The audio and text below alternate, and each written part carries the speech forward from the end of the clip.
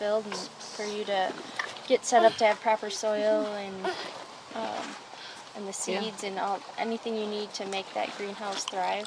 Yeah, I think if we really did, we just need the soil or the peat moss and or different combinations for different plants. But I think what would really work is being able to get seeds from like the Native American, the non-GMOs, Yeah. because then we will have extra seeds that we could share with other people. And a lot of people have been able to collect plants from this yard where we live, because sometimes I'll have this really big growth of violets, and violets are really good to make cough syrup medicine. So that's something that I planned and it's working, but we need just trays and probably somebody that's an expert, because it's not me. But somebody that really could teach me how to keep it warm and how to cool it. And usually we have to take the panels off to cool it off in the summertime because it gets unbearably hot, so it's not very useful in the summer. So sometimes it's not, we can't use it at all. Yeah, so we kind of need that help there. Do you have a vision of what's your vision of your role in the community here? If you could be provided for and get certain things, like what would be, if you could have resources, what would you love to see? Probably the cleanup of our water and teaching a younger population how to have like even small gardens, intensive gardening with kids, and how to build soil, how to collect compost, do the soil. And then when they're doing that, probably other parts of collecting like aluminums for recycling, cardboards, whatever you need. Cardboard you could build. If you have a lot of weeds, you could use it to build your soil and stuff. So I think a lot of that needs to happen. And the other, I think, expertise needed there is, being able to really test the soil in our communities to see if they are contaminated and how to fix it. Because we need assistance. And then the other would be restoration in the creeks, because just even with this storm, we really have a lot of trees broken. And my grandson and I were carrying branches, and here's one they're doing right there. That's what we were doing for. Did that for about an hour the other day. Made a big pile. But part of teaching the children how to take care of their land is actually getting them to do actually planting trees, or planning how they'd like to make a walkway, a trail, and those are really good projects, because what we actually found here are really old trails that are probably maybe 7,000 to 12,000 years old, and they run all along this creek system.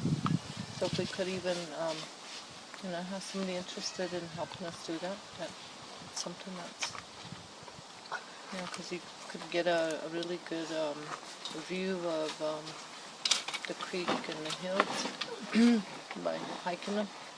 But that's not actually available with landowners, or the tribe hasn't set a goal to establish, hiking routes within the reservation. Is that something that you'd like to see? Yeah, because I hike. Like sometimes if I'm going to go walk on our land, it's actually about 2 miles is the end of this land we live on. And it was our grandfather's original allotment. Actually 2 allotments, 3. Grandfather and 2 of his children. So I could walk for 2 miles and have shares of land that I share with cousins. So it's kind of more like a park. It's really nice. Yeah. There's a lot of wildlife, deer, birds, everything. You see it out there. So when there's no cows out there, it's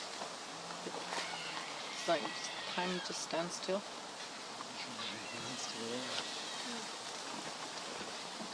And I think that's how it should look. So it's a lot of space and it's so beautiful.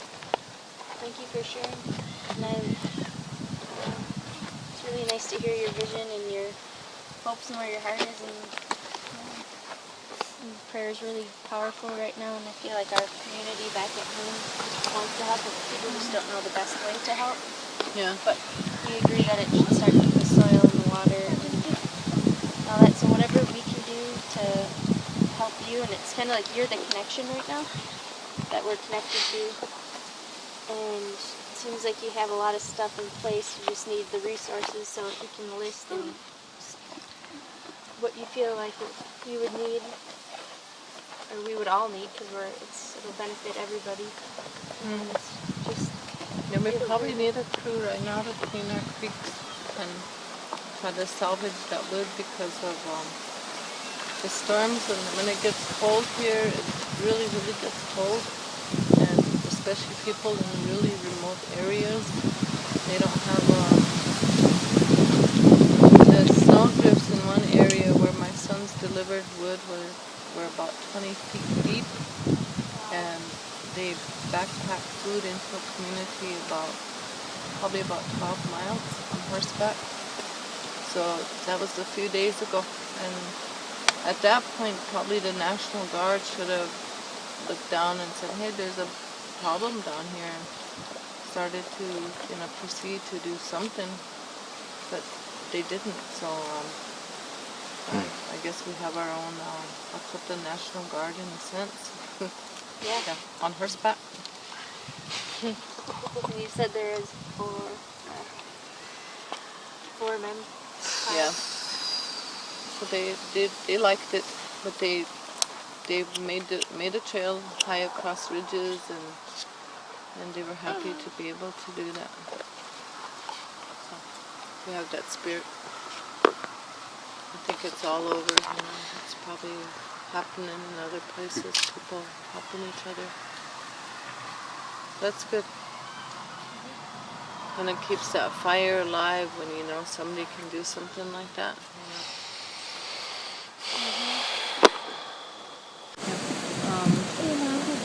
We've worked on a cow house on our property, and it was actually like 9 years ago, and we found a way to use our local just right here on our land. We're like 2.5 miles northwest of Wocetiye community, and we got the white dirt from up on the side of our hill, and actually it's silica, so the walls have held really good, and was made without a mixer or machine. It was all hand done with the feet and then with the hands and with plugs where you have to make holes and fill it.